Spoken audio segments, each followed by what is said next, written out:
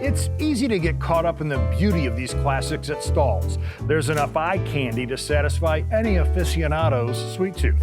But sometimes true beauty lies beneath. It requires a view beyond the bling. And I'm just the kind of fellow that's willing to go to the greatest of heights or the lowest of lows to find it. And I believe I have actually found it. I'll just need a little hand getting up. Just a hand. Just right. Wait a minute. Hey, come back here.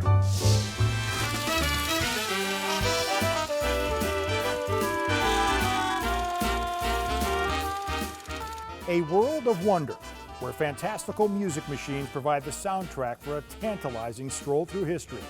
Vintage automobiles and memorabilia stimulate the senses around every chromed curve and corner.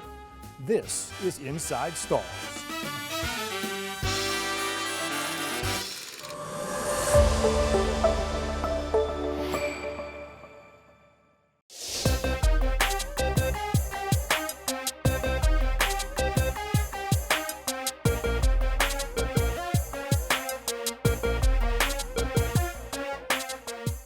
Yo, check it. Allow me to introduce you to the 1913 American Scout Roadster Underslung, the original gangster, real deal OG lowrider.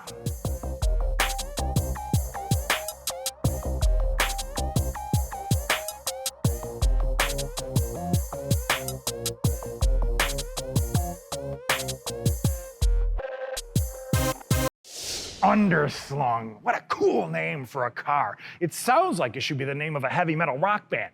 And we were all prepared to do a rock and roll vignette, but we blew the costume budget on the hip hop scene.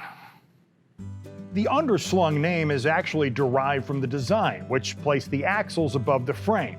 It was designed to lower the vehicle's center of gravity. The idea came from an engineer named Fred Tone. One day, while at the factory, he noticed a bunch of frames being unloaded upside down. He thought, that looks interesting. What if we built cars like that? Besides being innovative, there was a practical application behind the design. The roads then were terrible. It's nice to know some things never change. Cars of the early 20th century were actually top-heavy and prone to tipping over. That's why they had those massive wheels with excessive amounts of ground clearance.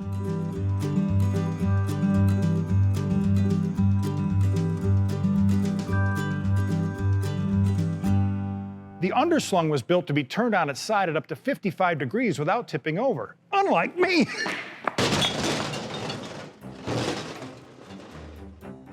It was a unique car for its day, and it's unique in this collection, not for its beauty, which it certainly has, but for its innovation and revolutionary engineering.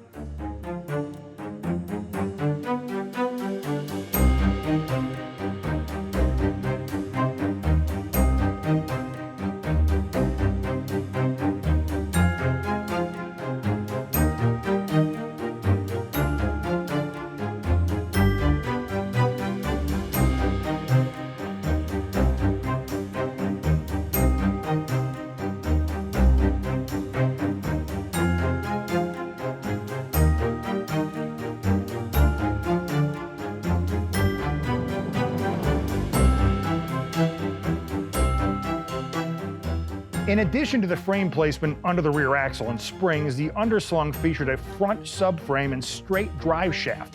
A full floating rear axle differential was unique at the time, but it's now common on modern vehicles. Most of the Roadsters were equipped with 4- or 6-cylinder engines. This car came with a 4-cylinder. It also featured a rare air starter assembly, which forced air from this pump into the cylinders, causing the pistons to move, and hence the motor turning over. This fancy option eliminated the need for one of those pesky hand cranks, although this car had one just in case.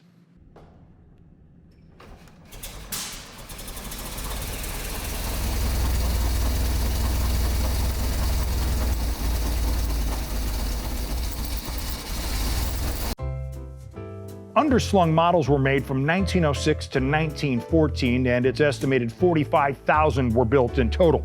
It's believed less than 40 exist to this day. This happens to be one of only 5 built during 1913, and it's still carrying its original body and fenders. Given the unique design and the few still in existence, an underslung will fetch a pretty penny at auction. In 2015, a 1908 sold for $1.7 million. Later that summer, a 1910 went for $1.8. So, how much for this 1913 American Scout Roadster? You'll just have to come to Stahl's to try to find out, because I'm biting my tongue when it comes to this underslung.